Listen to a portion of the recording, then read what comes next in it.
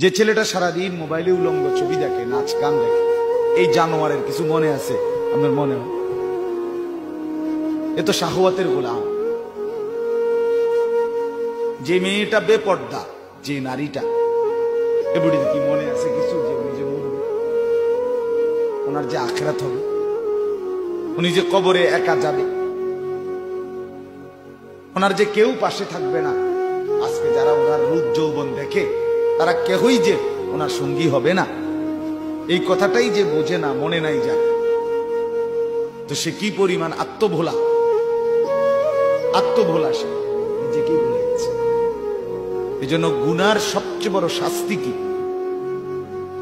একটা থাপ্পড় দিছে, এটা বেশি কিছু না।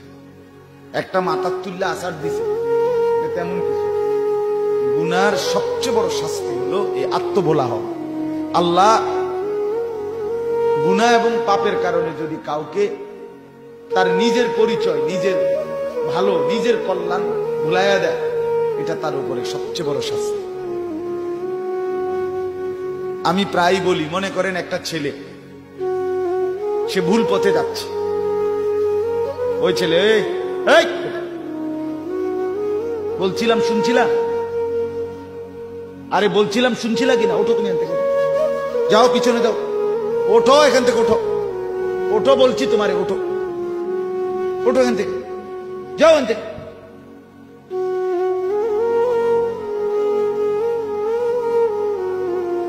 এখন কেমন লাগলো? এখন যে লজ্জা পাইলা? আমি বলছিলাম কিনা এই মাত্র যে আমি ধমক দেব, হে মনে করছি হুজুরের মনে তামসা করে গেছি। তাইলে এটা বড় বিষয়, গুরুত্বপূর্ণ। আত্মভোলা হওয়া, নিজের ভালো বোঝে না, নিজের কল্যাণ বোঝে না, নিজের পরকালীন মুক্তি বোঝে না, এটা লানত, অভিশাপ। আত্মভোলা হওয়া।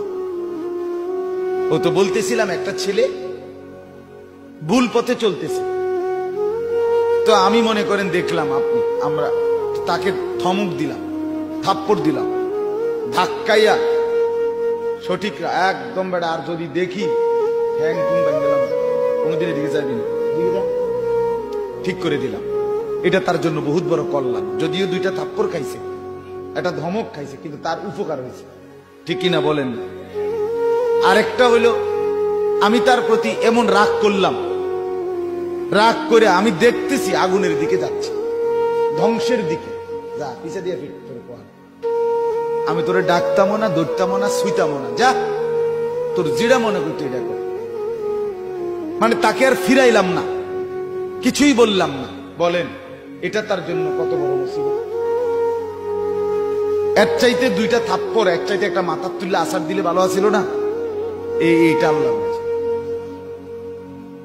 আল্লাহ বলেন, আমার কোন বান্দা যখন নাফরমানির ক্ষেত্রে, পাপের ক্ষেত্রে বাড়াবাড়ি করে ফেলে, আমি তাকে একদিন তার হাতে ছেড়ে দিই, যা ঠিক আছে, আমি আর তোকে আলো দেখাবো, তুই চল।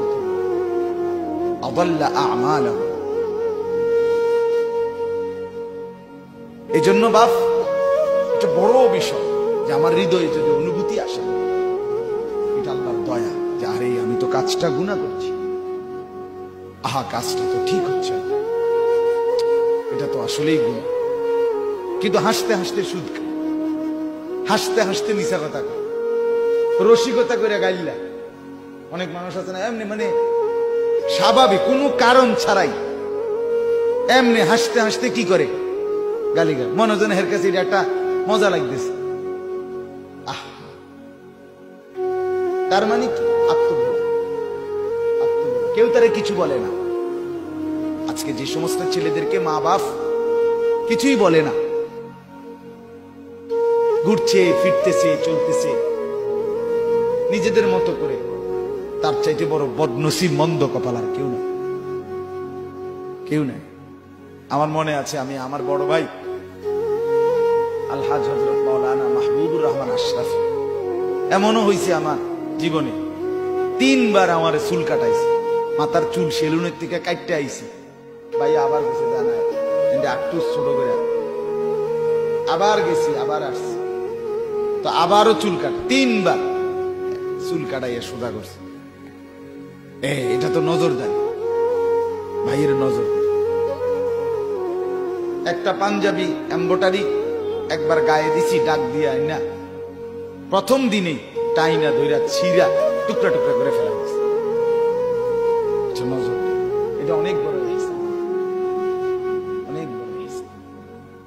কিন্তু যাকে ছেড়ে দিছে তার মা বাপ, ছেলেটাকে মেয়েটাকে, যাও। বিকাল 3টায় ছেলেটা দুপুরের ভাত খাইয়া বেরোইছে, রাত 11টা বাজে ঘরে আসছে ঘুম যাইতে। এই 8 ঘন্টা, 3টা থেকে 11টা, 8 ঘন্টা না, 8 ঘন্টা আমার ছেলে কি করলো? মাও কিছু জিগায় না, বাবাও কিছু জিজ্ঞেস না। এই নিয়ে মারও কোনো মাথা ব্যথা নাই, বাবারও কোনো মাথা ব্যথা নাই। সে তার সমবয়সীদের সাথে ফুর্তি করতেছে, নাচতেছে, গাইতেছে, রাস্তার কিনারে দাঁড়ায় আছে, মোবাইল টিপতেছে, উলঙ্গ ছবি দেখতেছে, নাচ গান দেখতেছে, গেমস খেলতেছে, মোবাইলে জুয়া খেলতেছে, অথবা বিশ্রী অকথ্য নারীদের সম্পর্কিত বাজে কথাবার্তা বলতেছে।